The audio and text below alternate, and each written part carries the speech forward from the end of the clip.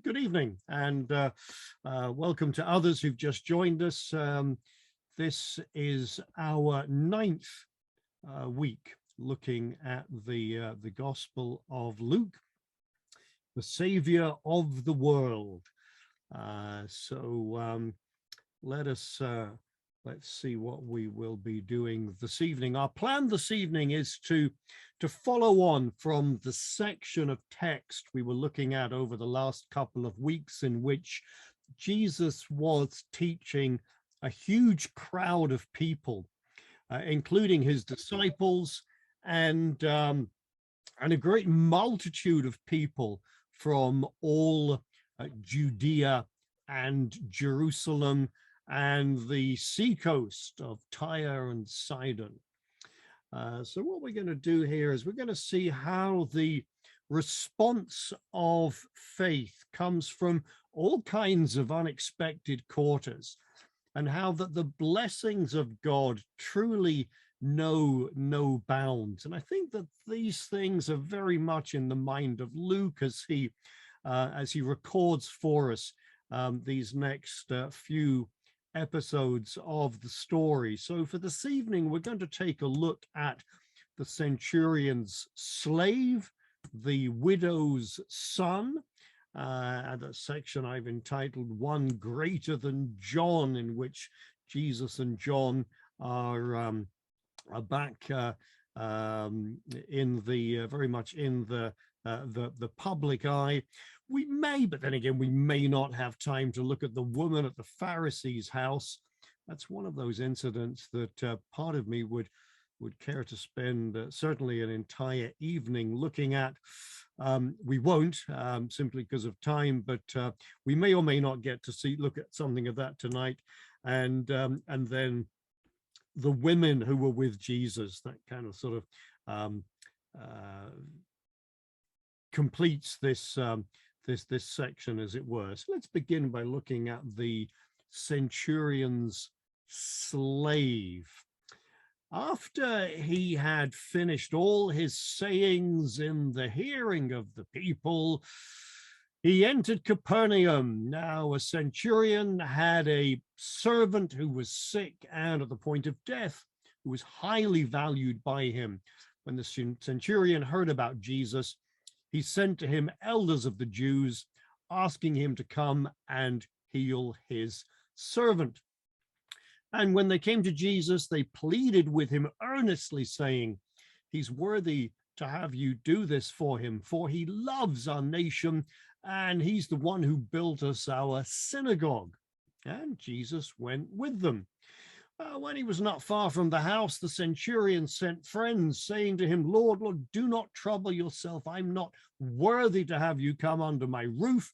Therefore, I did not presume to come to you, but say the word and let my servant be healed. For I too am a man set under authority, with soldiers under me. And I say to one, go, and he goes, to another, come, and he comes. And to my servant, do this, and he does it. Well, when Jesus heard these things, he marveled at him, and turning to the crowd that followed him, said, I tell you, not even in Israel have I found such faith. When those who had been sent returned to the house, they found the servant well. A truly splendid story, is it not? Well, he begins by setting the scene, as it were, after he had finished all of his sayings in the hearing of the people. This draws to a conclusion, the teaching session following the choosing of the 12, you may recall. And well, we looked at that 2 or 3 weeks ago now, didn't we? But we've had that rather extended teaching session. And this is now the third mention of Capernaum in Luke's gospel. The town is not mentioned in the New Testament outside of the Gospels. Although, and this is something that I've long been intrigued over, and we'll maybe say a little bit more about this in time to come. But Luke, when he's writing his second volume, speaks just in passing of the assemblies in Galilee. And I've often wondered whether there was an assembly of believers, post Pentecost, whether there was an assembly of believers there in that town. Well, previously, you may recall, in Capernaum, Jesus had performed miracles. He had taught there in the synagogue. He'd cast out spirits of an unclean demon. He had healed Simon's mother-in-law, and he'd healed many others also. So Capernaum has already featured significantly in the work of Jesus. And from there, he taught in many other places. Luke told us he called a number of disciples to follow him. He's healed many. He's chosen the 12. He's delivered the teachings that we have been looking at over the last couple of weeks. And now we are told a centurion had a servant who was sick and at the point of death, who was highly valued by him. Well, this centurion originally, and the name kind of gives it away, originally a centurion would have been in charge of 100 men, but over time, the number varied. It would be impossible to put an exact figure on how many men a centurion would have had charge over. But originally it would have been 100. It would have been a significant body of soldiers. He was likely serving in the army of, I'd forgotten that I'd put that in there. Well, yes, it is clear that this chap was indeed a Gentile. Although it is not clear that he was a Roman. In spite of what a number of commentaries might say, we're not told that. In fact, doesn't seem as if Roman garrisons were moved into the area until about AD 44. So this chap might have been relatively local, or else he might have come from some other country conquered by Rome. But it's clear that he was a Gentile. The text would certainly indicate that. He was likely serving in the army of Herod Antipas. He was a son of Herod the Great, and Antipas ruled Galilee from 4 BC, following the death of Herod the Great, until AD 39.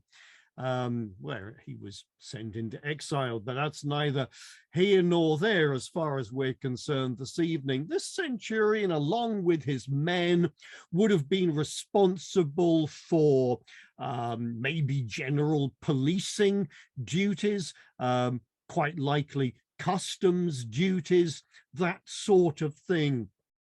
And although he was not a Jew, he is most supportive of the Jewish nation. He loves our nation, the Jews told Jesus, and he had demonstrated that support by having built their synagogue. So evidently he had a bit of spare cash, and he did like the Jewish people, and presumably, therefore, their religion, their way of life. Well, there's no evidence to suggest that he was a proselyte, but he might have been what Luke elsewhere describes as a God-fearer, or simply one who feared God. You may recall in the book of Acts, chapter 10, Luke speaks of Cornelius, a devout man, he says, who feared God with all his household. A little bit later in chapter 13, Paul, he's there in Antioch in Pisidia, isn't he? And he stands up, he motions with his hands saying, "Men of Israel, and you who fear God." Yeah, listen. So again, those who fear God, who are not of Israel. And then he'll say a little later, brothers, sons of the family of Abraham, and those among you who fear God. And it's quite possible that that's what this centurion was, a fearer of God, not necessarily a proselyte in that he hadn't become a Jew, but he had great sympathies towards them. And we might want to ask the question, was this synagogue built by the centurion the same as that in which Jesus had taught a little earlier, back in chapter 4? Was it the same synagogue? Well, I don't know, but I see no reason why it ought not to have been. So much for the centurion. What about the slave? Now, a lot of versions refer to him as a servant. The word used is doulos. We would normally translate as a bond servant or a slave. What we know of him, in fact, all that we know of him, is that he was sick and at the point of death, and he was highly valued by the centurion. And this might strike us at times as being a little odd, but certainly slavery being endemic throughout the Roman Empire, there were millions who were enslaved throughout the Roman Empire, and many, of course, had a particularly tough time of it all. But there were some who were greatly treasured by their masters, and this chap falls into that category. He was highly valued by the centurion, so much so that when it was clear that he was at the point of death, he was prepared to do whatever it took in order for him to be healed. Well, very little is actually said of the miracle itself, other than that at the end of the story, they found the servant well. That's simply all that we're told. And I think that there are some questions that we need to ask beyond the simple, why does Jesus perform miracles? Although that is, of course, an important question. But we maybe should be asking, why does Luke record this, or indeed any particular miracle? And why does Luke record miracles in the way in which he does?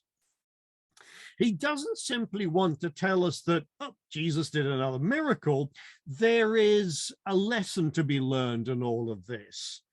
There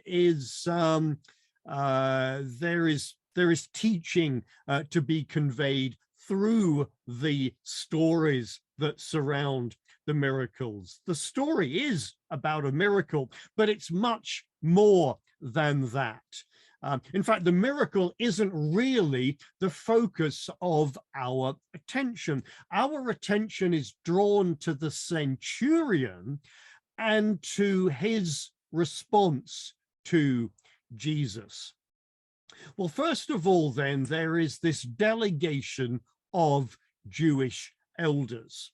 It's almost certain that the centurion knew these Jewish community leaders well. After all, he had built them their synagogue. So one can imagine that they might have had many meetings with, tea and biscuits, discussing the plans and all of that kind of thing. And presumably he sends them to Jesus, aware that this teacher from Nazareth is himself Jewish, and perhaps not wanting to cause any offense.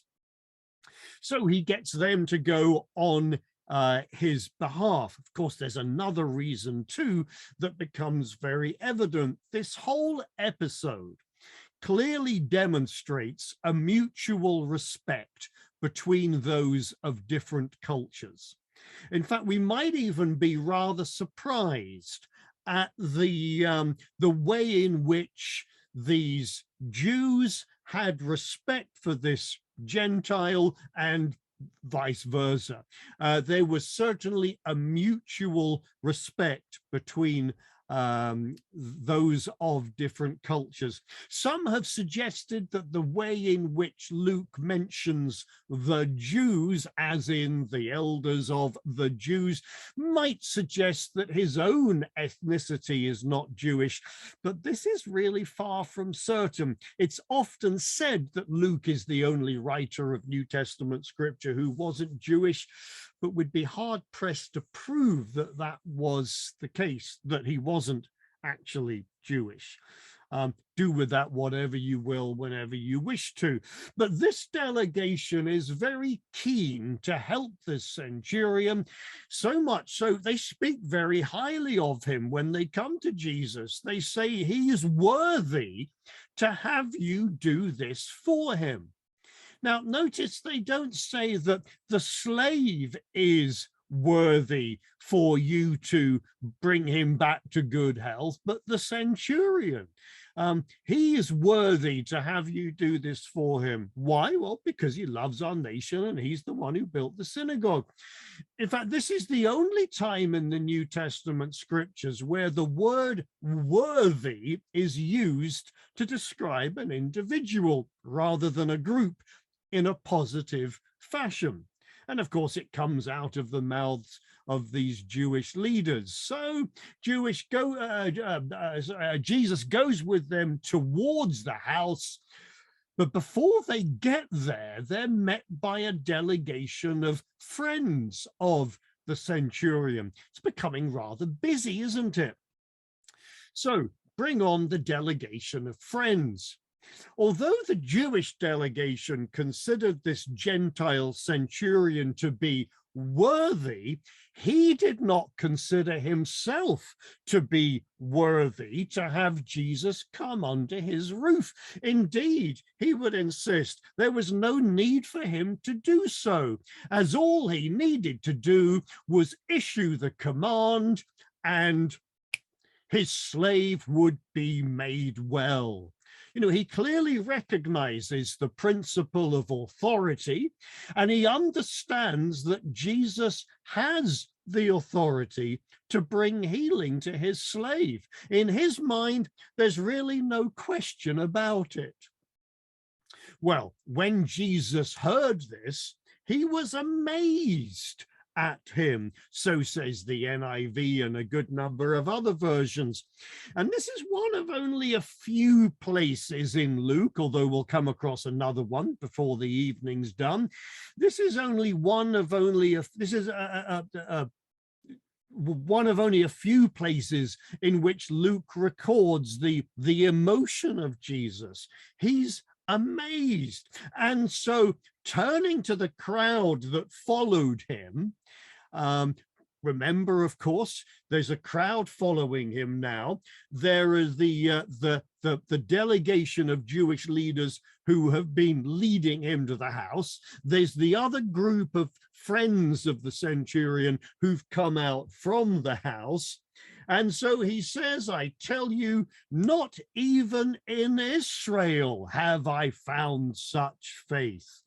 Well, this is a huge commendation of this man's faith, a faith that really should put the Jews to shame. He's not found such faith, not even in Israel.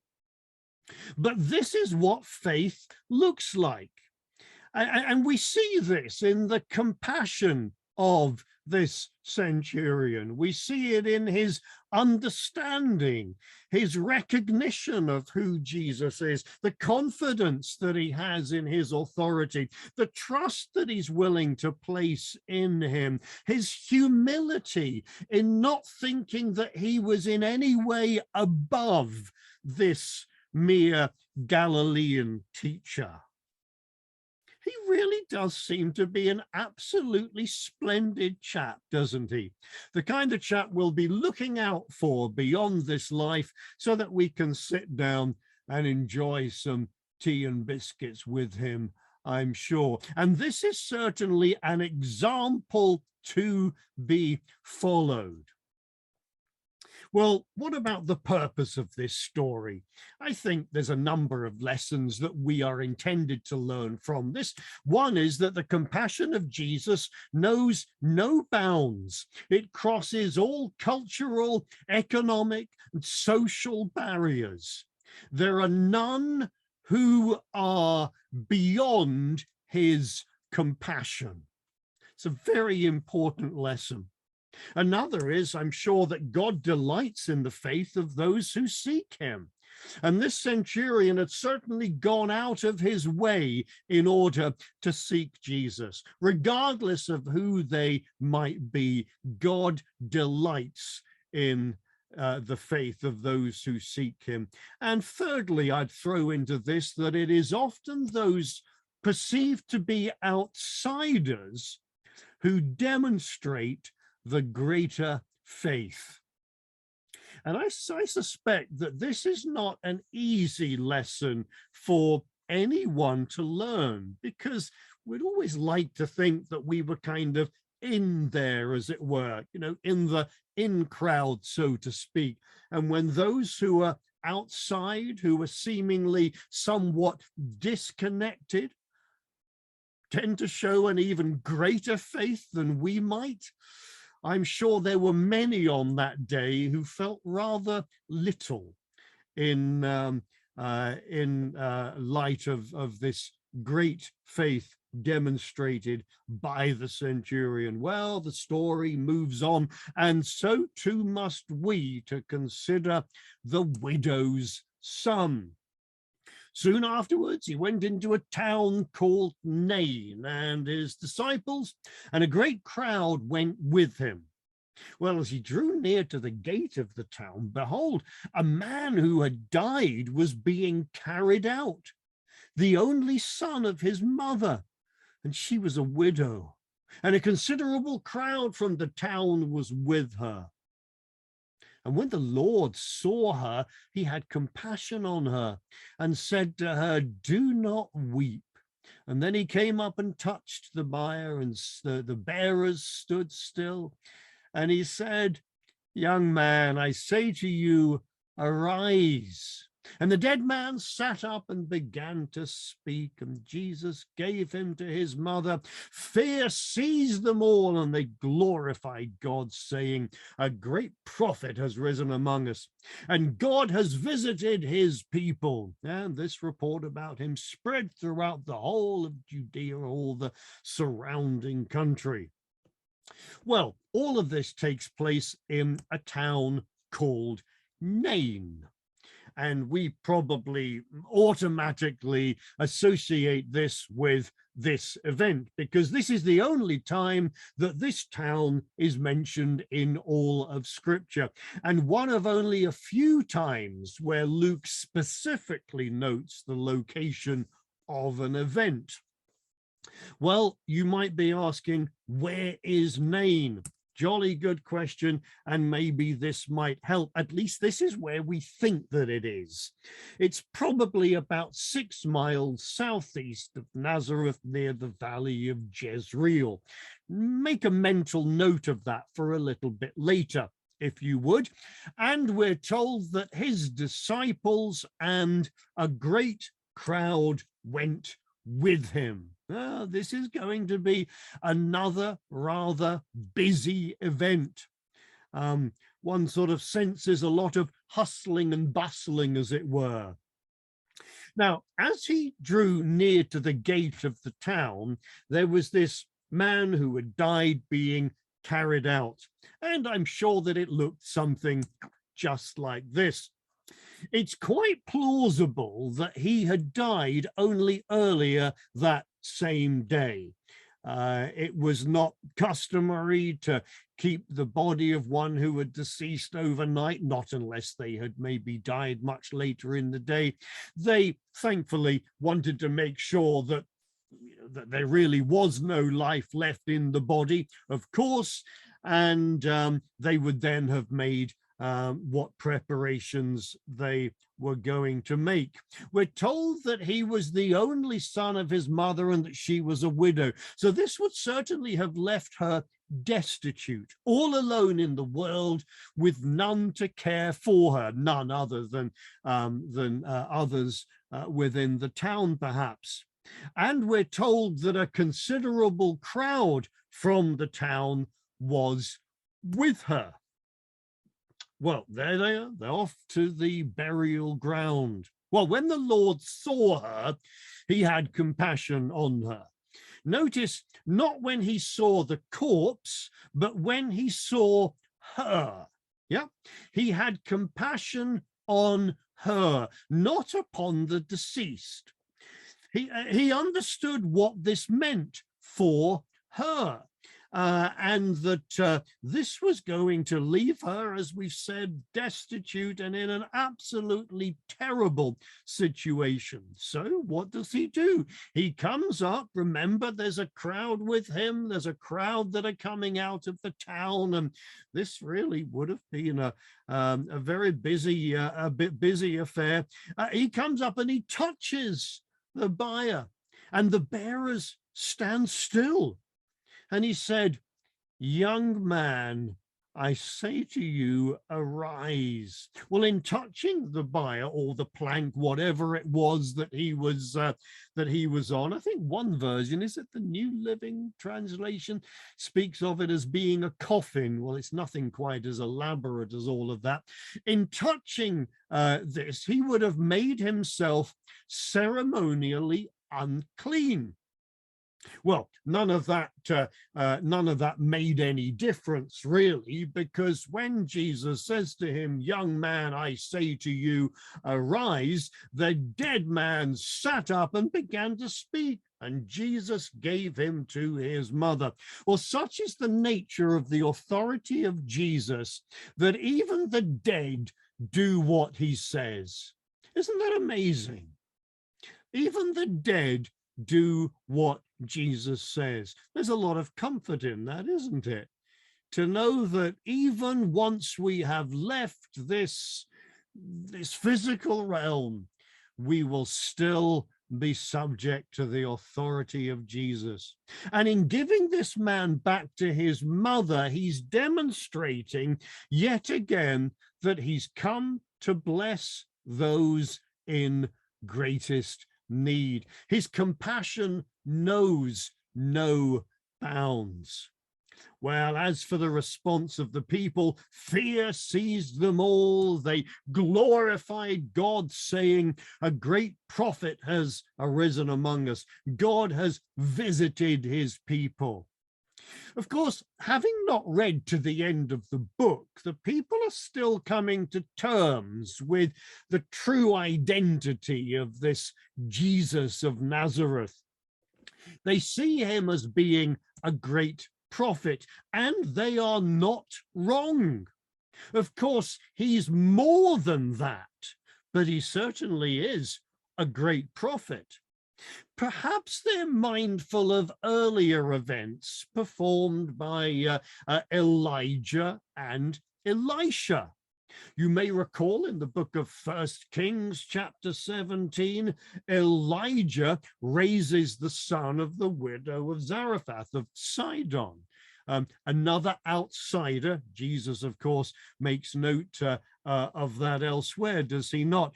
And then, following the time of Elijah, Elisha raises the son of the woman or the couple of Shunem. And where was Shunem? Only a few miles from Nain. In fact, it was just sort of around the other side of a small mountain, just maybe 3, maybe 4 miles at most away. Isn't that amazing? Yeah. And so it may very well be that these two events might have been in the minds of the people. And so, well, here's Jesus. They see him as being a great prophet. Well, report about him spread throughout the whole of Judea and all the surrounding country. And in both of these miracles, we see Jesus having compassion over those who have lost or who were about to lose one most precious to them. And his compassion is not, at least not specifically directed to those who were about to die or those who had already died. It was towards those who were so dependent upon those who had gone, or those who treasured so dearly the one who was about to die. In fact, we could draw a number of other comparisons between the two events, but we're not going to do that at this stage. So moving on to the next bit of text there, I've called this one greater than John. This next section continues to explore the identity of Jesus. Remember that Luke is here telling this story. He's revealing to us the identity of the one whom we've come to know as Lord and Christ. But he's showing how that was being spelled out bit by bit among the people. And in doing so, he's helping us once more to open our eyes. So this section continues to explore the identity of Jesus here through the expectations first introduced by the prophet John. And there are three main parts to this section. First, there is a delegation sent by John inquiring as to whether Jesus is the one who was to come, or whether they were to look for somebody else. Secondly, we see Jesus inquiring of the crowd as to their expectations and understanding of who John was. And thirdly, we find Jesus comparing the responses of the people to both John and himself, showing how both have been rejected by all but the children of wisdom. Well, looking at the first of these parts here, in which we see this delegation sent by John asking, "Are you the one who is to come, or shall we look for another?" Now, all kinds of explanations have been offered as to the reasoning behind this question. Remember that John was imprisoned at this time, shortly to be executed, you may recall. But I think it's probably best to simply take this at face value. To whatever degree or what, John was having some questions. Remember, he hadn't read to the end of the book. He only knew what God had told him so far. He wasn't omniscient, and maybe the things that he had heard transpiring following his imprisonment hadn't altogether met with his expectations. And the response from Jesus essentially comes in three parts. Luke tells us, firstly, that in that hour he healed many people of diseases and plagues and evil spirits, and on many who were blind he bestowed sight. So the first response from Jesus is a very practical, an ongoing demonstrations of his authority. Secondly, he answered them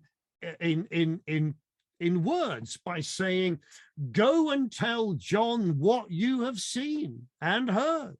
The blind receive their sight, the lame walk, lepers are cleansed, the deaf hear, the dead are raised up, the poor have good news preached to them." Well, we've already seen earlier this evening examples of a couple of those. Certainly the dead have been raised up. Well, yes, he says, go and tell John. Yeah, go and tell John these things. Of course, he could simply have said, yes, I am the one who is to come, but he doesn't. In fact, it may be rather rare for God to work in such simple ways. I mean, how often have we asked God a question or asked him for something in particular, and we would have been more than content with a one-word answer or just some simple sign to make everything clear, you know, a postcard through the letterbox the following morning giving us the answer to the question that we had asked. But that's very rarely the way that things work. You know, big lessons are rarely learned from short answers. And so it was crucial that the evidence be observed and weighed against the appropriate criteria. So Jesus doesn't simply say, yes, I am. He says, go and tell John what you've seen and heard. So that was the evidence. What was the criteria? Well, the appropriate criteria were the words of the prophets that had gone before. I've got a couple of passages here that might be useful to bear in mind. I say a couple, I've got three actually, all of them from the book of the prophet Isaiah. Then the eyes of the blind, and maybe I should say that all of these passages occur in contexts where the deliverance of God is eagerly awaited, just as it was in the time of Jesus. Then the eyes of the blind shall be opened and the ears of the deaf unstopped. Then shall the lame man leap like a deer and the tongue of the mute sing for joy. For waters break forth in the wilderness and streams in the desert. And we could go on, but we won't, other than to go to our next passage again from the book of the prophet Isaiah. For in that day the deaf shall hear the words of a brook. And out of their gloom and darkness, the eyes of the blind shall see. The meek shall obtain fresh joy in the Lord, and the poor among mankind shall exult in the Holy One of Israel. And again, words that we've already come across, have we not? The Spirit of the Lord God is upon me, because the Lord has anointed me to bring good news to the poor. He sent me to bind up the brokenhearted, to proclaim liberty to the captives and the opening of the prison to those who were bound. All of these words would have been familiar to those who had grown up listening to the scriptures read week after week after week, each Sabbath there in the synagogues. And it would be words like this that would be particularly memorable to those who were eagerly awaiting the deliverance of God. So John would have known these scriptures himself. And so Jesus said simply, he simply says, go and tell John what you have seen and heard of the blind and the lame, of lepers, of the deaf, of the dead and the poor. Yes. And then he says, blessed is the one, blessed is the one who is not offended by me. To be offended might be to be ensnared or to turn away from that which one may not wish to hear. And here it suggests that those who recognize the ways of God and who embrace them, they are those who will be blessed. But those who were offended by Jesus, by his teaching, by his deeds, by his not living up to the expectations of many, they would not find blessing in their offense. Well, now Jesus asks the questions.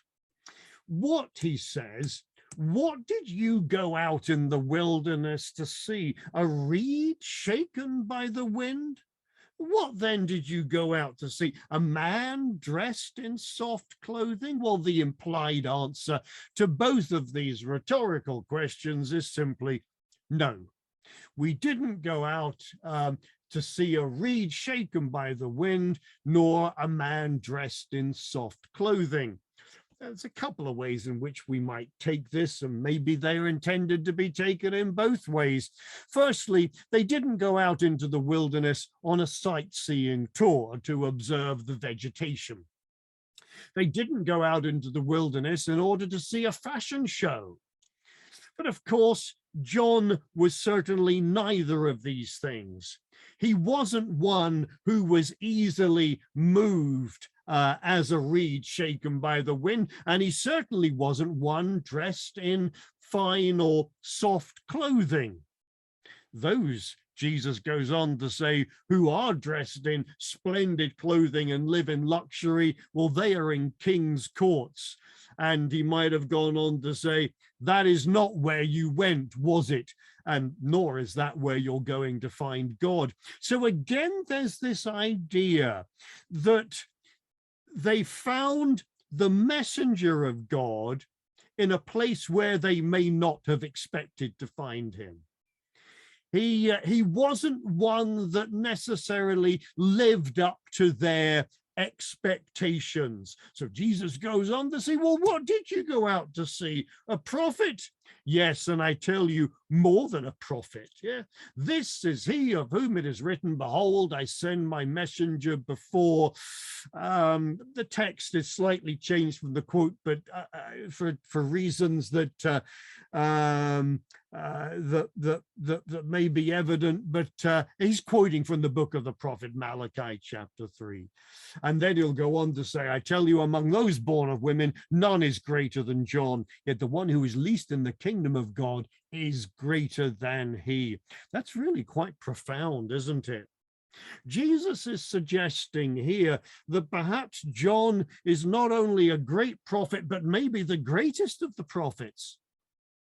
Among those born of women, none is greater than John. Yes, he was. He was indeed a great prophet. However, one who is least in the kingdom is greater than he. And there he looks forward to the time when his reign, the reign of Messiah, is firmly established. And those who have come to see the kingdom, who have entered into the kingdom, having been born anew, not simply of the flesh, but of the water and the Spirit. We today are even greater than he, for such is the greatness of those who have been born anew. Well, the response to John was twofold. When all the people heard this, Luke tells us, and the tax collectors too, they declared God just. Literally, the text reads, they justified God.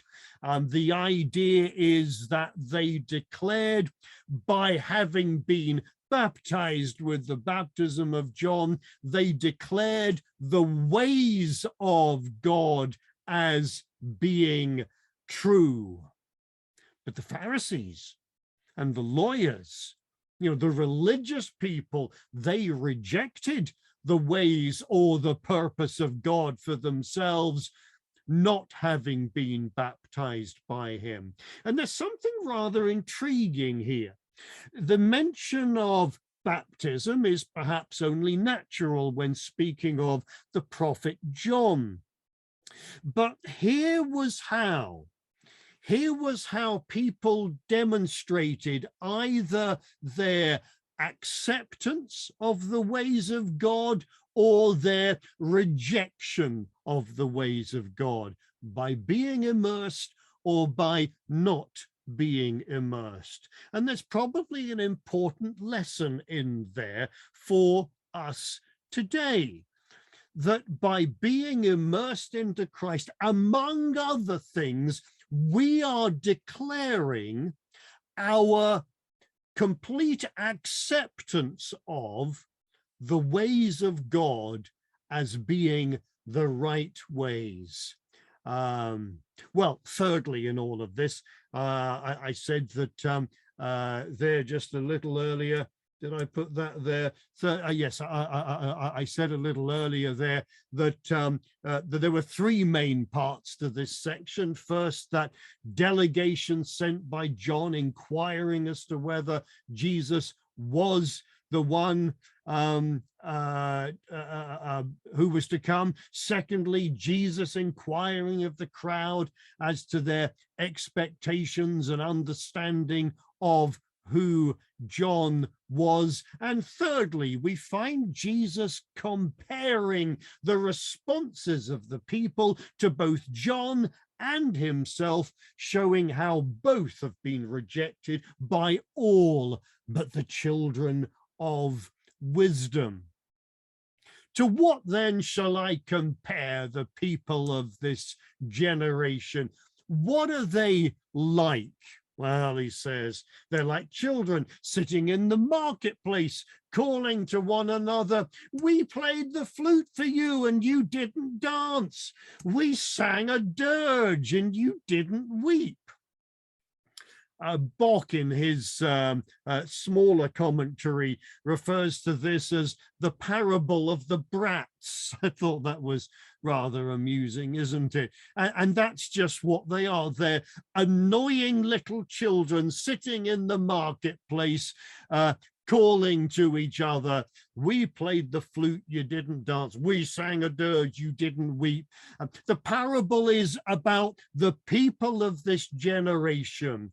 It's not specifically about John and it's not what they were doing, it's what the people were doing.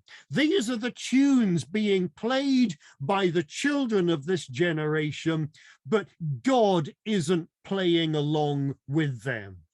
God isn't going along with their demands, with their expectations. And then he spells it out very clearly. You know, John the Baptist, the baptizer, he has come eating no bread, drinking no wine, you know, living this ascetic life. And you say he has a demon. And the Son of Man has come eating and drinking, and you say, look at him, a glutton and a drunkard, a friend of tax collectors and sinners. There's something very contemporary about all of that, isn't there? And we see it in the world around about us. Maybe we see it particularly within the political world. And we have been in this land subjected for weeks and weeks and weeks by the media of all different persuasions to what has been colloquially known by some as Partygate. And oh, goodness gracious me. Here's one thing that is very evident in all of this, you know, and that is that people will always interpret the evidence according to the way they choose to do so. They will see things the way that they want to see things. I mean, that's true throughout life, is it not? People will always see what they want to see, and they will always judge people according to their expectations, according to their demands. John comes along living this ascetic life, and that's not the way that we expected God to be. No, he has a demon. The Son of Man comes eating and drinking, and oh, he's a glutton, he's a drunkard, and later, of course, he'll be accused of having some kind of demon. He's a friend of tax collectors and sinners, and well, of course, not everybody felt that way about John, as Jesus has already indicated. Not everybody felt that way about Jesus, as was becoming evident by those who did choose to follow him. And so he says clearly there, wisdom is justified by all her children. The children of wisdom are those who saw John and recognized the purpose of God being lived out through him. They saw Jesus and they recognized the purpose of God being lived out through him also. And we today have come to recognize that we don't necessarily find God in places where we might, or where people might expect to find him. And that seems to be the crux of this matter here, and the whole purpose of this section, to show that God is very often to be found in most unexpected quarters. And we will see those coming from most unexpected quarters who are living lives of faith. Things are very often not the way that they might be expected. And so we don't really have time to look at the woman at the Pharisee's house. We will do a little bit, Lord willing, the next time we get together, and we will see how this also flows into what follows. But this is a beautiful story told by Luke. There are three main characters. There's the Pharisee, there is the well, of course, Jesus, of course, then there's one of the Pharisees, and there's a woman of the city who was a sinner. And of course, those who don't know the story would assume, or those that hadn't seen, that they would assume that it was the Pharisee who was, the religious man who was obviously on the side of God, in tune with the ways of God. But little could have been further from the truth, as Jesus explains in the story concerning a certain money lender who had two debtors. And an incredible story that is indeed, concluding with this question that Jesus asks concerning this woman, and then the conclusion being that that it was she whose sins were forgiven. It was she whose faith had saved her, so she should go in peace. Well, we may look at that. I will endeavor to do so at the beginning of our next time together, for time is not on our side. It never is it? Let's open things up if anybody has any questions, comments, or observations.